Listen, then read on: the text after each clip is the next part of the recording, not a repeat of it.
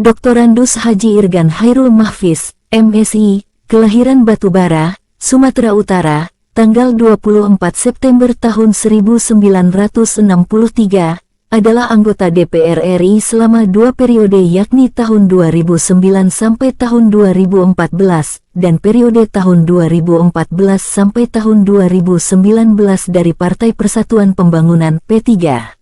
Dia menjabat sebagai Wakil Ketua Komisi 9 DPR RI yang membidangi tenaga kerja, transmigrasi, kependudukan, dan kesehatan. Ayah dari 3 orang anak ini memasuki dunia politik melalui Partai P3 dan menjabat sebagai Sekretaris Jenderal, lalu pada pemilu 2009, ia terpilih menjadi anggota Dewan setelah memenangkan pemilu legislatif Dapil Banten 3 yakni Tangerang Raya dengan total perolehan 23.655 suara. Irgan Khairul Mahfiz yang berdomisili di Tangerang ini memiliki sejarah karir yang sangat panjang, baik di dunia politik maupun bisnis dan organisasi kemasyarakatan. Tercatat ia pernah menjabat sebagai Kabag Humas PT Senior Semarang pada tahun 1991, lalu Marketing Manager PT Vireos tahun 1992, hingga penasehat Dirut PT Kimia Farma pada tahun 2007 yang lalu. Setelah tamat dari SMA Negeri 3 Medan, Irgan menyelesaikan pendidikan sarjana S1 dari Universitas Medan Area UMA, sekaligus juga aktif di organisasi kemahasiswaan Himpunan Mahasiswa Islam (HMI) dan menjadi Ketua Umum HMI Cabang Medan. Selain itu dia pernah menjadi Ketua Umum Pimpinan Pusat Generasi Muda Pembangunan Indonesia PPGMPI periode tahun 2005 sampai tahun 2010, Ketua PP Persaudaraan Muslimin Indonesia Parmusi periode tahun 2010 sampai tahun 2015, tahun 2015 sampai tahun 2020, dan tahun 2020 sampai tahun 2022. Irgan juga pernah menjadi Ketua Pengurus Besar Al-Jamiyatul Wasliyah dan Ketua PB Himpunan Mahasiswa Islam HMI. Di kancah perpolitikan dan pemerintahan Indonesia, Irgan pernah menjadi staf ahli bidang dokumentasi dan humas Menteri Pangan dan Hortikultura RI pada tahun 1997, anggota MPR RI dari daerah pemilihan Jawa Tengah tahun 1997. Sebagai anggota DPR RI, dia juga menjadi Ketua Fraksi P3 MPR RI, dan sebagai Wakil Ketua Komisi 9 DPR RI. Salah satu sikap tegasnya saat menjadi anggota DPR RI, Irgan memberikan perhatian ekstra kepada kasus tenaga kerja Indonesia yang ada di negeri orang. Menurutnya, pengiriman TKI ke Malaysia seharusnya dihentikan untuk sementara waktu, melihat kenyataan bahwa TKI di sana diperlakukan dengan sangat buruk dan tidak manusiawi. Saat ini, Irgan tidak lagi menjadi anggota DPR RI, telah menjadi masyarakat biasa dan kembali mulai menjadi wiraswasta seperti yang pernah dilaluinya sebelum menjadi politisi nasional di Senayan. Assalamualaikum warahmatullahi wabarakatuh. Waalaikumsalam. Ketemu lagi dalam channel saya Taufikur Rahman Abdullah yang bertopikan wawancara dengan tokoh-tokoh politik ataupun tokoh-tokoh organisasi kemasyarakatan. Alhamdulillah pada hari ini saya akan mewawancarai Bapak Doktorandus Haji Irgan Khairul Mahfiz, MIKOM.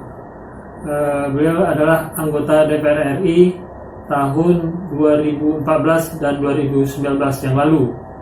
Selain itu beliau adalah anggota Majelis Penasihat PP Parmusi dan berbagai aktivitasnya di berbagai organisasi baik di P3, organisasi Islam, di Al-Wasliyah, serta organisasi-organisasi kebudayaan selama ini.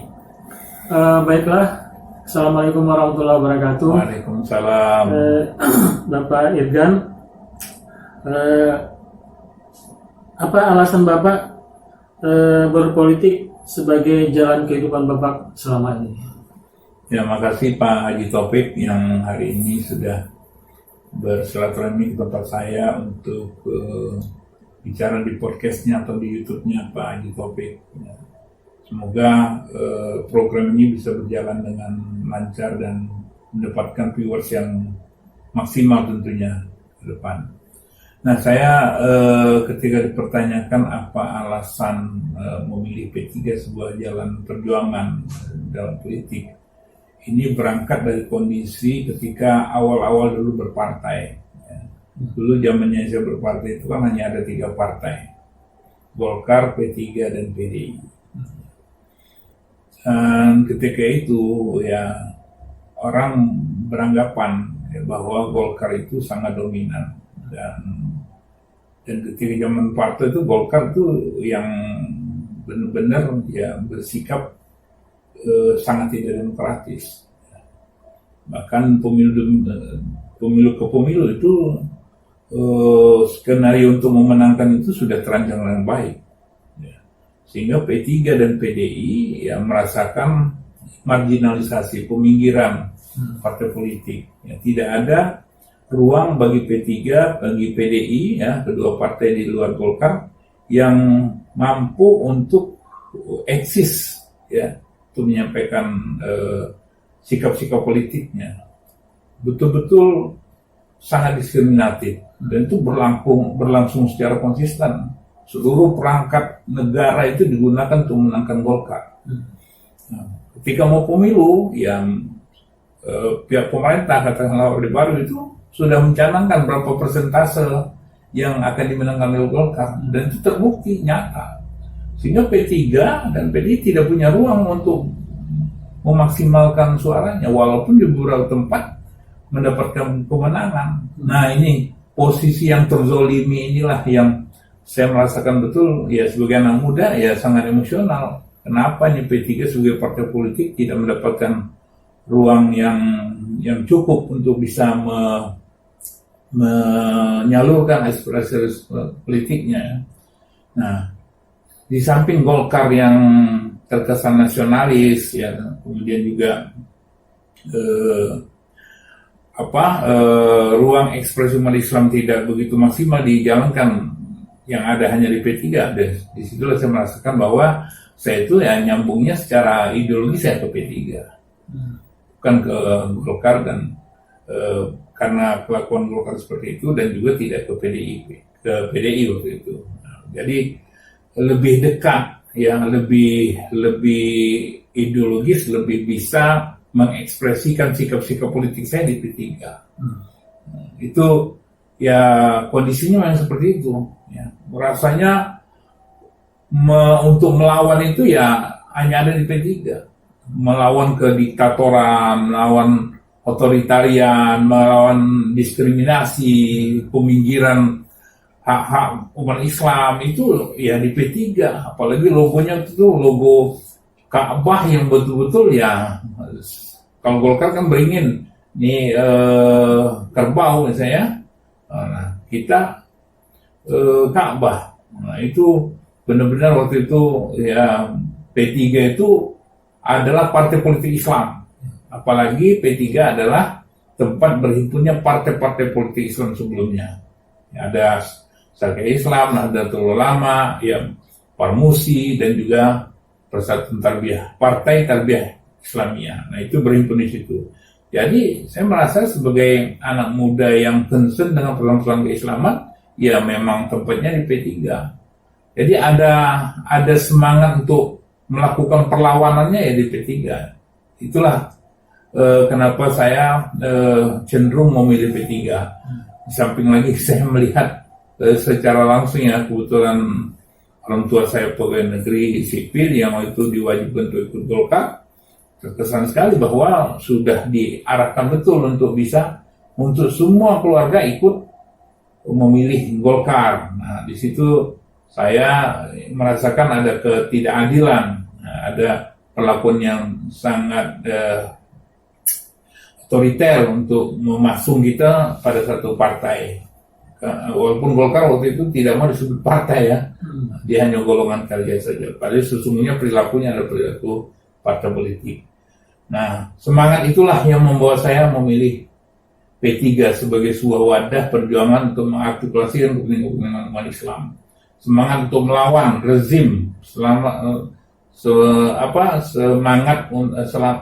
sebagai sebuah wadah untuk melawan keotoritarian mau Orde Baru.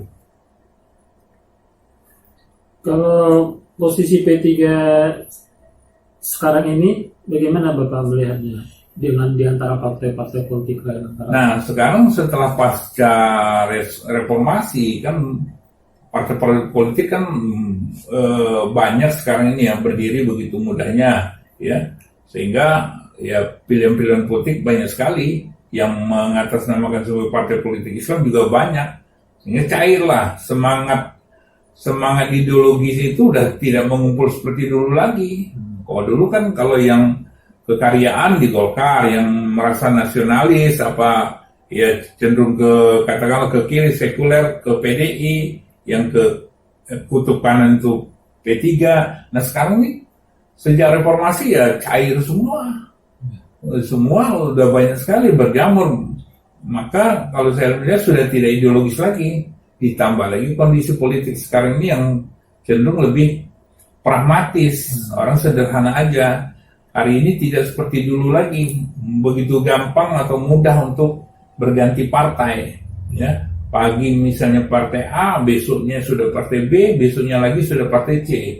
Bahkan sekeluarga itu sudah masing-masing partai, itu kenyataan. Si suami partai A, istri partai B, anak partai C, cucunya partai D, itu hal yang lazim, yang dulu tidak pernah terjadi. Oh, dulu sangat militan ya, Golkar saja, P3 saja, PDI saja. Jadi betul-betul dulu sangat ideologis, sangat mengental hubungan dengan partainya, sangat militan bahkan, ya kan? Seolah-olah partai itu agama kalau dulu. Nah sekarang kan sudah tidak lagi, ya. Ini mungkin situasi yang berubah, era yang berubah, yang semakin demokratis, yang semakin orang sudah menyederhanakan semua persoalan, sudah sangat tidak ideologis lagi. Tergantung kepentingannya apa. Nah, jadi tidak ada beban, tidak ada rasa tidak enak atau apa gitu ya. Orang dengan mudahnya melepas partai.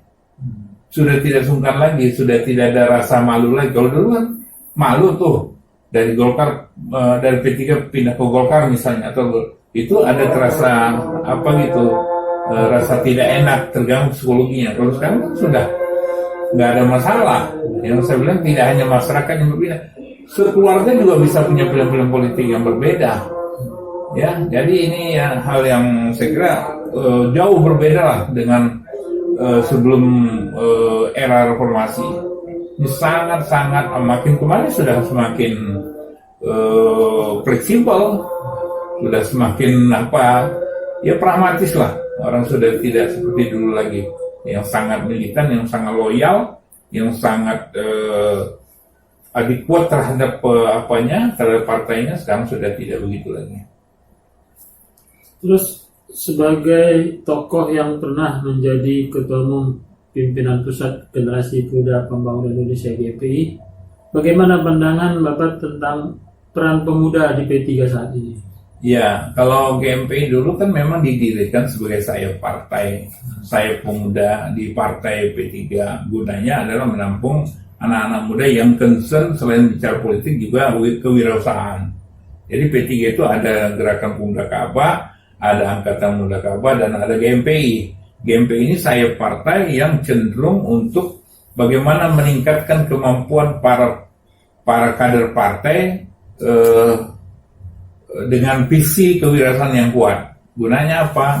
Karena kita tahu persis bahwa seorang politisi itu tidak cukup hanya bermodalkan kartu anggota saja, tapi juga harus punya modal, ya, modal secara ekonomi, selain punya modal sosial, modal politik, tapi juga harus punya kemampuan modal ekonomi. Apalagi zaman sekarang ini kan cenderung pendekatan materi kan gitu. Jadi kalau kader partai tidak siap, tidak kukuh, tidak kuat, ya nanti dia jadi pengangguran politik, ya, tidak kuat. Maka di GMPI lah dibina untuk itu.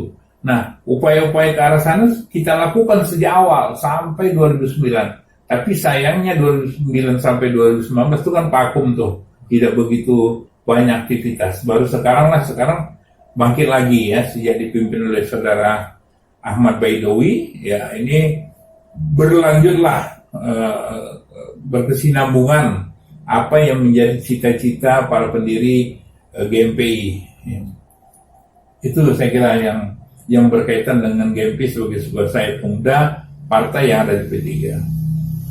Terus apa saran dan pandangan Bapak supaya P3 kembali kepada masa jayanya di masa yang akan datang? Saya kira yang perlu sekarang ini kan sekarang orang kan masuk partai begitu gampang saja ya, sesederhana yang dibilang pokoknya masuk partai dapat kartu anggota sudah dia berupaya bagaimana menjadi anggota DPR, berupaya jadi pengurus, tapi tanpa tahu apa yang menjadi cita-cita partai, tanpa tahu apa sih perjuangan partai. Mereka tidak pernah bicara, mungkin tidak paham apa itu 5 hikmat Partai Persatuan Pembangunan, 6 prinsip perjuangan partai. Pernah nggak diinternalisasi kader-kader yang baru masuk ini tentang perjuangan partai, tentang visi partai, tentang prinsip-prinsip berpartai, apa yang menjadi cita-cita politik partai. Jadi kalau itu belum terinternalisasi, ya dia hanya menjadi kader kosong aja gitu, tanpa ruh, tanpa semangat, tanpa ada nilai-nilai P3 yang diketahuinya, hanya flat aja kosong gitu. Jadi hadirnya itu ya hadir yang biasa-biasa. Pak Irgan selama 3 periode menjadi anggota DPR RI yang berapa ya?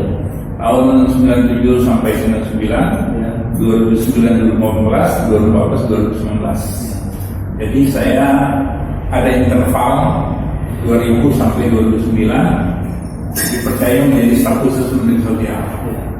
Jadi bahkan sebelum 97 saya 96 97 staf khusus Menteri Pangan dan Hortikultura. Di situ saya staf khusus, baru saya DPR RI 1999 masuk ke Kementerian Sosial sebagai staf khusus Menteri sampai 2008 saya di DPR lagi sampai 2014, kemudian terpilih kembali 2014 sampai 2019. Kemudian saya tidak terpilih pada tahun 2019 sampai sekarang. Itu waktu di DPR RI, Pak Irgan itu selalu memilih Komisi 9. Iya, karena saya melihat Komisi 9 kan bersentuhan langsung dengan persoalan masyarakat, persoalan kesehatan, persoalan ketenagakerjaan. Itu adalah persoalan yang memang jadi problem sekarang ini, apalagi persoalan kesehatan yang jelas kita lihat kan situasi pandemi COVID kemarin kan persoalan kesehatan, kemudian juga mengenai stunting, mengenai gizi anak, ya, kemudian masalah-masalah pelayanan kesehatan di seluruh Nusantara. Jadi ketika saya belum bisa terpilih itu, kemudian persoalan pekerjaan, persoalan buruh, ya, persoalan pekerja rumah tangga, dan banyak hal lain yang berkaitan dengan persoalan kesehatan dan pekerjaan. Terus ini kondisi sekarang, bagaimana pandangan tentang masa pembangunan infrastruktur di zaman Presiden Jokowi? Saya kira cukup baik ya, karena banyak infrastruktur yang dulu yang belum berjalan secara baik sekarang sudah semakin bagus ya. Kalau dulu kan masih rencana tuh dari tol Sumatera dari Lampung sampai ke Aceh, sekarang secara bertahap sudah ada perbaikan, ada pembangunan ya, walaupun masih parsial, tapi insyaallah kalau tekad pemerintah mau menyelesaikannya ya, itu harus bisa diselesaikan secara singkat. Tapi hitungannya jangan hitung ekonomi, karena mobilitas transportasi, mobilitas pengguna tol itu masih belum seperti di Jawa, ya kan? Jadi kalau hitungan ekonomi mungkin tidak ekonomis, karena banyak tol itu yang mungkin masih belum tidak seramai Jawa. Jadi dari hitung itu jelas tidak bisa dikomparasi. Tapi yang jelas pemerataan pembangunan, ya, bahwa pembangunan tidak hanya konsentrasi di Jawa saja, tapi juga di luar Jawa. Karena selama kemerdekaan ya baru akhir-akhir ini kita merasakan ada pembangunan yang lebih signifikan, yang konkret ya, yang bisa dirasakan masyarakat. Dan ini terus pandangan tentang langkah P3 dalam menentukan calon presiden pada Pilpres yang akan datang. Ya, saya kira kan saya bukan bagian dari pimpinan partai ya. Jadi apapun menentukan partai ya, silakan saja. Ini mungkin hitung-hitungan dari pimpinan partai sekarang ini untuk mendukung di antara yang menjadi nominasi calon presiden yang akan datang. Jadi mungkin ya sudah berhitung matang tentang itu ya. Tapi tentu saja yang kita kendaki bagaimana keputusan pimpinan partai ini sesuai dengan aspirasi yang ada di arus bawah partai ya, kader akar rumput ya. Jadi para pendukung partai ini harus betul-betul diserap, diabsorb sedemikian rupa, sehingga itulah yang menjadi keputusan partai. Nah, caranya bagaimana? Ya mendengar dari DPC bagaimana, dari DPW bagaimana, baru DPW mengambil keputusan. Tidak ujung-ujung misalnya. Jadi memang harus mampu mengkanalisasi semua aspirasi itu sesuai dengan apa yang menjadi kehendak anggota dan kader partai. Kemudian sebagai tokoh Parmusi, bagaimana pandangan dengan kondisi organisasi Parmusi saat ini? Ya, kondisi Parmusi hari ini saya ya paham betul dan teman-teman Pak Haji Usama Isam. Ya, orientasi programnya lebih kepada dakwah, syiar, bagaimana penguatan ekonomi umat Islam, bagaimana berpihakan terhadap umat yang berada yang tidak termonitor oleh pihak pemerintah, ya, pendampingan para rakyat miskin, ya, bagaimana pengembangan usaha mikro di kalangan umat Islam, ya, saya kira Parmusi lebih cenderung ke sana kan. Jadi kalau selama ini mungkin Parmusi berangkat dari background partai politik, tapi sekarang cenderungnya lebih berorientasi bagaimana pengembangan usaha, ya, pengembangan ekonomi umat yang selama ini mungkin dirasakan kurang maksimal, tidak produktif. Nah, ini ada upaya-upaya ke arah sana. Sisi positif negatifnya antara hubungan timbal balik antara Parmusi dengan P3 sebagai partai politiknya bagaimana? Ya, sangat disayangkan sebetulnya Parmusi itu harus bagian inherent dari Partai Persatuan Pembangunan, karena bagaimanapun sejarahnya Parmusi itu adalah pendukung atau katakanlah kursi partai, bagian dari kursi partai yang mendirikan Partai Persatuan Pembangunan. Jadi sangat naif ya kalau Parmusi ya saling meninggalkan. Ini juga ini saya kira yang harus dibangun komunikasi kembali Parmusi dengan P3 sehingga P3 juga merasakan kehadiran Parmusi juga punya keterikatan visi misi dengan sebagai sebuah partai politik Islam. Kira-kira dari wawancara kita ini apa kira-kira poin penting yang akan disampaikan? Poin penting, saya sangat bahagia, senang sekali ada program yang dilakukan Pak Haji Taufik Rahman ini melakukan komunikasi atau dialog dengan tokoh-tokoh partai atau tokoh ormas atau katakanlah individu-individu yang punya track record yang jelas. Ya mudah-mudahan ya viewers atau followersnya semakin banyak, semakin bagus, karena isi podcast juga hal yang sangat positif bagi kepentingan masyarakat bangsa dan negara tercinta. Ya. Demikianlah wawancara singkat saya dengan Bapak Dr. Andus Haji Irgan Khairul Mahfiz, MIKOM, anggota DPR RI 2014-2019, 2009 dan 2014, serta satu periode sebelumnya. Juga beliau adalah tokoh berbagai organisasi kemasyarakatan, baik organisasi Islam, organisasi politik, ataupun organisasi kedaerahan, baik Sumatera Utara, di DKI hingga tingkat nasional. sebagai yang dimulai sebagai kader KMI juga, mudah-mudahan bermanfaat bagi kita sekalian. Assalamualaikum warahmatullahi wabarakatuh. Waalaikumsalam warahmatullahi wabarakatuh.